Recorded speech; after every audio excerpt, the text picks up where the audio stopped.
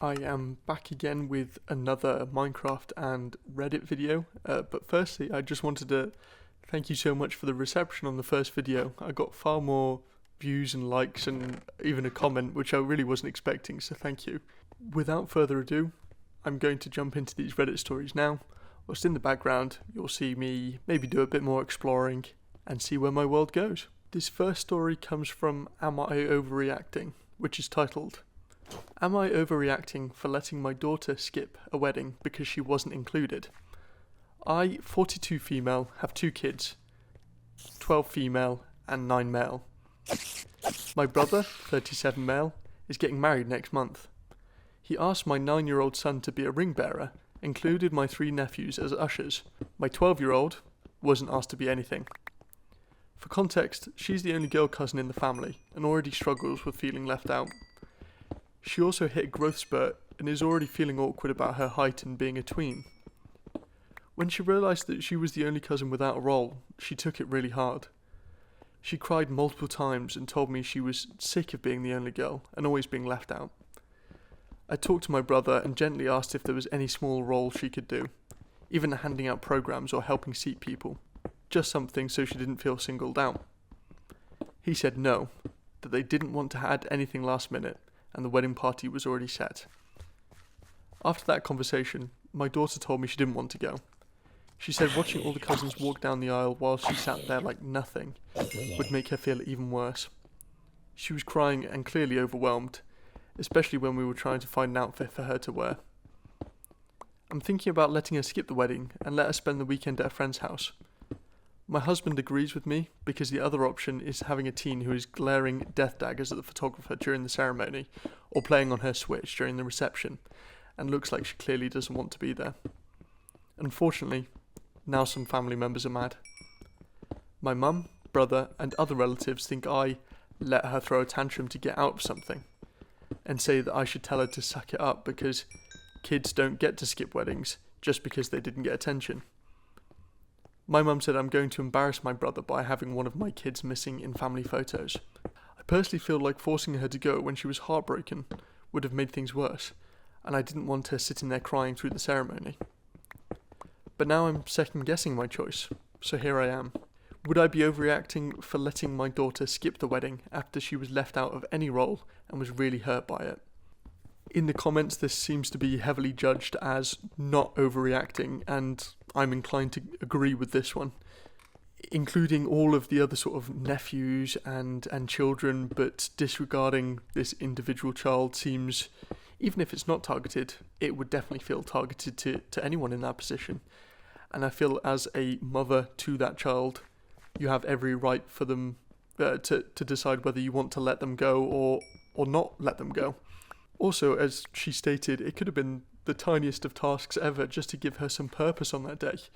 But I agree that she would feel left out watching everyone else do something and she's just sat there doing nothing. So I would also have to agree that she's not overreacting. One comment said, not overreacting, wouldn't really be complicated for them to include her. They chose not to. And then they quoted, unfortunately now some family members are mad. And then the comment says, oh cool, they're allowed to be mad, but not your daughter. Really good lesson they're teaching to everyone there. Another comment says, no, definitely not overreacting. I actually am praising you, internet stranger, for valuing your child's feelings about this and letting her choose. Another comment has said, quote, my parenting decisions aren't up for discussion or debate, end quote. Repeat is needed and hang up/walk away so they can't keep bugging you. Not overreacting, but really, if my child was singled out, I don't know if I'd be so happy to attend myself. Your family only cares about appearance, so make the photos more uncomfortable for them by not being in them either. Exactly, I feel like you're well within the right to stand up for your family and to take a stand in this situation. As they quite rightly pointed out, it does seem that the family only cares about how they're perceived, even if it's completely fake within this context as well, because they just want to pose for these photos and don't show your emotion or have any opinions on anything, just smile and wave, and that isn't how it should be. I would not expect that of my family, and if my family were to put me in any of these sorts of positions, I think that I would be taking the stand of not going and not forcing my child to go either. So As others have said, I think this is definitely not overreacting. This next story comes from Relationship Advice, which is titled, I just found out my mum has been sending my girlfriend cruel messages for who knows how long. I don't know how to handle this. Male 36, female 32. Generally, not much rattles me. My friends called me a stoic, emotionally constipated idiot, and they're not wrong. Which is why we're all a little stunned that the love of my life is basically my opposite. I've been with my girlfriend for 8 years, known her for 10. She's quiet, gentle, brilliant, an actual whole-ass professor, and genuinely one of the kindest people I've ever met. She's silly, shy, goofy in the best ways, and loves to poke fun. I love all of it. I love her more than I've ever loved anyone ever in this lifetime. But last night, something happened that I can't let go of. My phone was charging, so I was scrolling Instagram Reels on hers like I usually do. One of her friends DM'd her. Normally I'd send back some dumb reaction photo so they know it's me, just a thing in our circle. But it wasn't a joke. It was screenshots my girlfriend had sent her friend, and the friend was trying to comfort her. I hesitated, then opened the screenshots to read better. And I'm glad I did. I don't even regret it anymore because what I saw were multiple messages from my mother, cruel ones, and the timestamps weren't all from the same day. So I don't know how long this has been happening. A week? Longer? No idea. Some of the messages my mum sent. Maybe he hasn't proposed because you haven't given him a child. Men don't marry placeholders. If you stop dressing like a teenage boy and put on some makeup, maybe he'd see you as a wife instead of one of his little friends. You're keeping him from his family. He used to visit. For clarity, I'm the one who pulled back because of her behaviour toward one of my sisters. That's a whole other issue, so nothing to do with my girlfriend. You think you're special? You're lucky he even brought you home. Girls like you don't get commitment from men like him. Like, what the hell is this? You're not good enough for the life he deserves. Reading them made my stomach drop.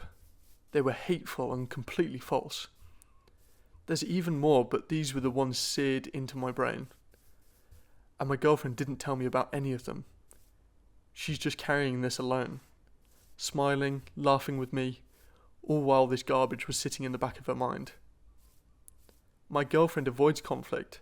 She hates upsetting anyone. I get it. It's easier to talk to a friend first. And my mum can be intense. She probably didn't want to be in a position where it looked like choosing sides. But I've chosen, and it's not her I'm angry with. I'm furious at my mother. I'm exhausted by this. She knows how much my girlfriend means to me. She hears me talk about her constantly. I really thought she might actually be happy for me. At the same time, I don't want to make this harder on my girlfriend or make her feel exposed. So here's where I needed advice. Do I tell my girlfriend gently that I saw the messages, that I'm on her side, and she doesn't need to shield me from my own mother? Or do I handle my mother privately and not bring it up unless my girlfriend does? I just want her to feel safe and supported, and it makes me sick that she's been dealing with this alone. I mean, actually sick. I'm just watching her make breakfast and what's the best approach that prioritises her well-being first? Wow, well, I can only feel sympathy for, especially the girlfriend in this scenario, but also the boyfriend for having to be in the middle of this. No relationship should have to deal with this sort of malice and disgusting behaviour from the mother. And if I was in this position myself, I definitely have some choice words for my mum. Doesn't matter who you are, but if you speak to someone that I love in that way, there is just no excuse for it. And I'm sure that this person is feeling the exact same. The top comment says, as an older guy who's cut out his mum, you need to do the same. First, you need to sit down and tell your girlfriend. Let her know it was by accident that you saw it, but you're glad you did. Let her know you're on her side. Tell her you plan on putting some space between you and your mum. Also, block your mum on her phone, so she no longer has to put up with your mum's toxicity. Second, you need to lay into your mum for her shit behaviour. Put some boundaries on how you and your girlfriend will be as far as contact goes from this point forward. This might not be a popular opinion, but your first priority is to your girlfriend. Family doesn't mean shit when they treat your partner like shit.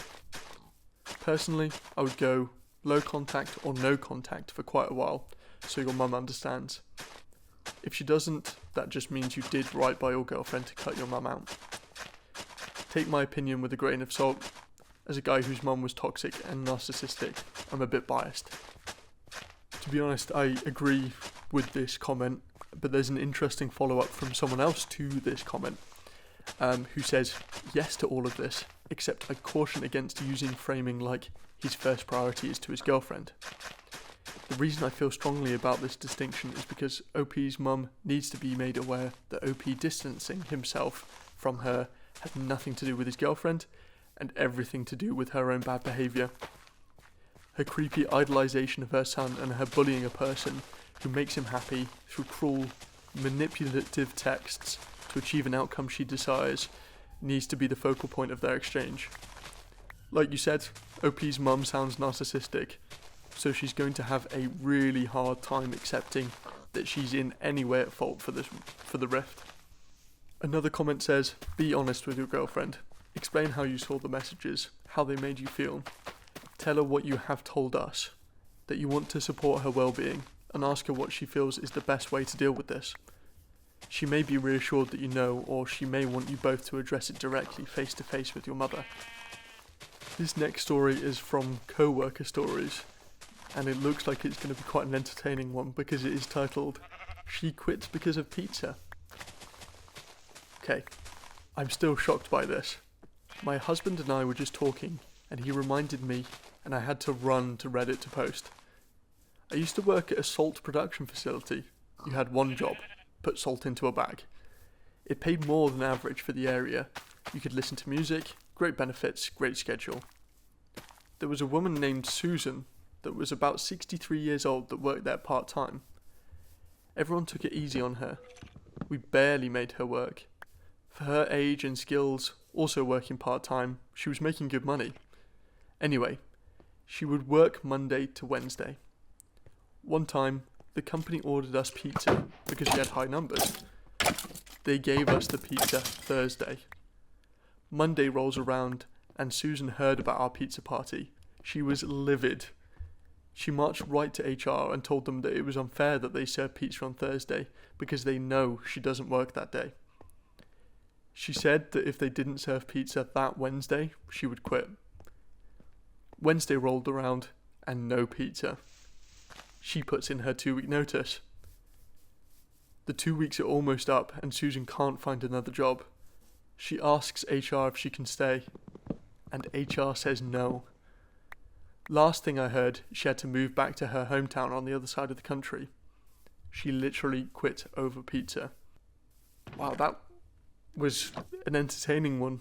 I mean, I kind of understand it from her position in terms of not feeling properly sort of recognised or rewarded for your efforts, even though in reality they actually never really work that hard, as is put in the post. But in this sort of a situation, in a working environment, you do have to treat all of your workers equally, especially when you have a dedicated HR department. However, do I also think that it's silly to quit a job when you don't have a backup and then try and claw back into that job when you can't find anything? I think that it's a difficult one because sometimes emotions can get the better of you. The top comment says, reminds me of the time I worked retail. One of the staff members' mums ordered pizza for the entire store one day during the holidays. Well, the pizza got there towards the end of one of the key holders' shift. Instead of taking a couple of slices to go, he took one whole pizza that was untouched home to feed him and his family. The next day, the manager was like, "Hey, that pizza was for the staff. You should have asked instead of taking the entire thing." Anyways, it eventually ended in a shouting match, and the key holder quit on the spot for being embarrassed in front of the whole staff over a pizza. The whole thing was absurd.